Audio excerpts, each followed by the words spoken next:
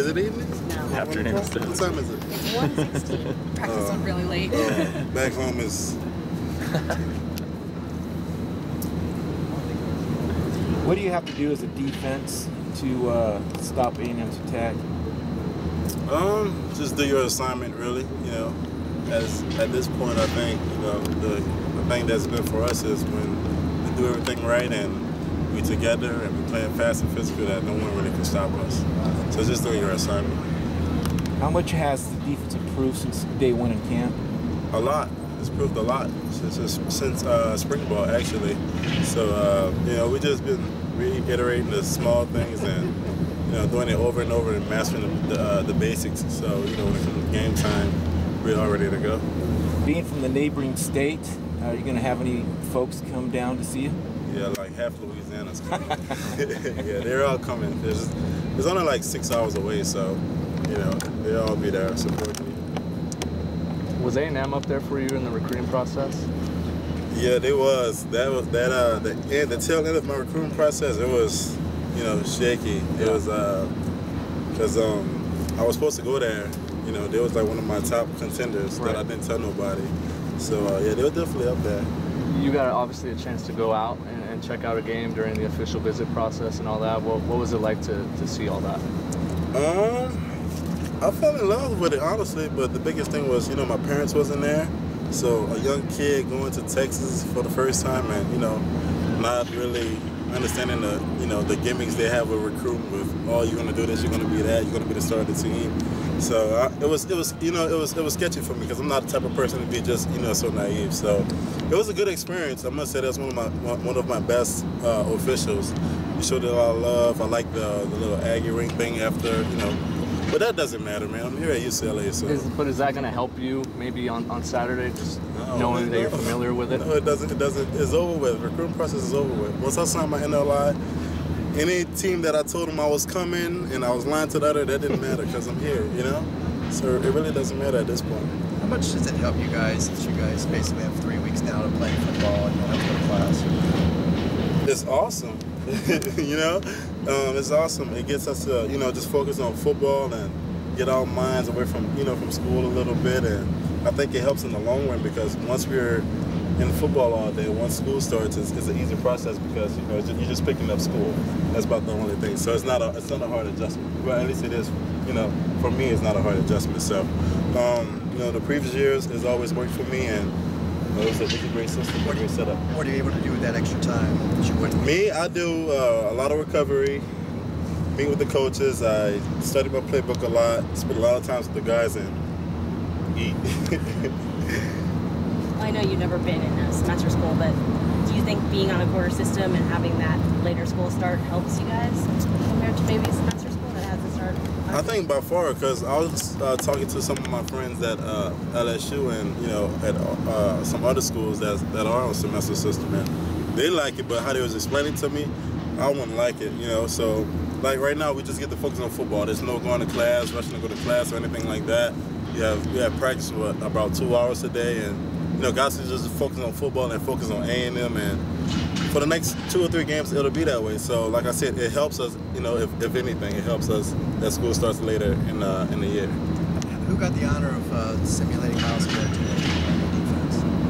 Oh, I don't know, man. We must pay attention to those guys, man. Honestly, we just come out here, focus on the game plan, and just winning. That's all. Win your one-on-ones and win. Win every rep. So it's hard to get here. We're dominating, and we don't worry about Miles Garrett or any of those guys. That's not our concern. We just worry about us because, like I said, that's what this guy.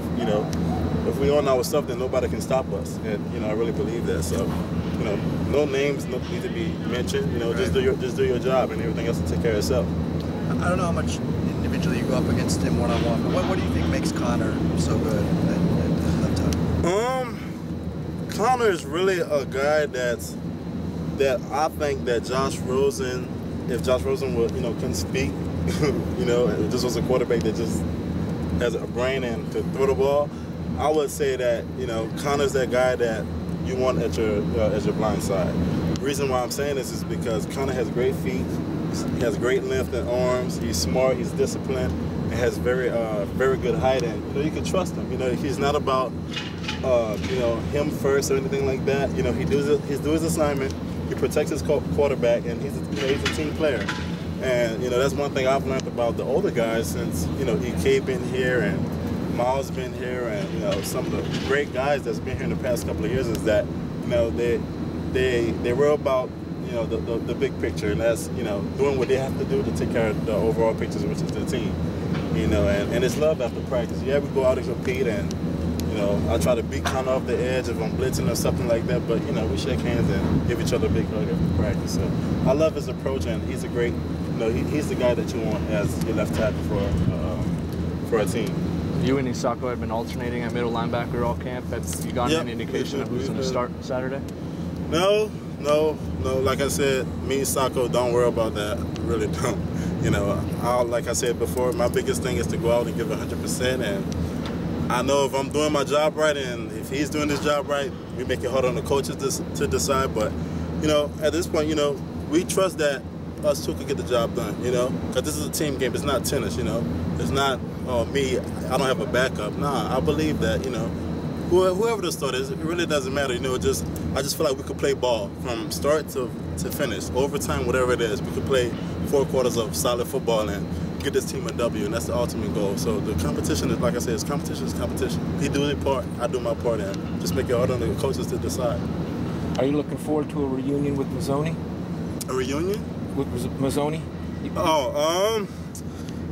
Man, like I said, it's really not about no coaches, it's not about no players. It's just about UCLA football.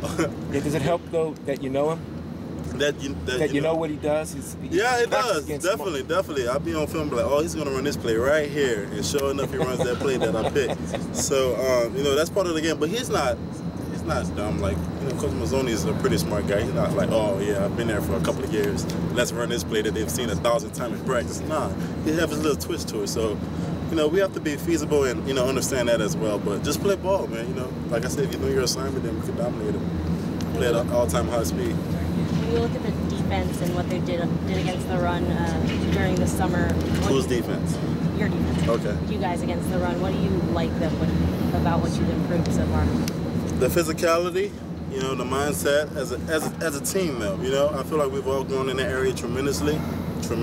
You know, I think probably the most we've emphasized since I've been here on the run game as much, because, you know, with the previous offensive coordinator, there was a lot of sideline to sideline, you know, running space and make tackles, but now it's like from tackle to tackle, you know, hard mouth football and just emphasizing fits and stuff like that. So I think it's helped us on the physical aspect when we play the big time teams, or we play a spread team like we have this week, and you know, that physical aspect gains the edge on us winning the ball game.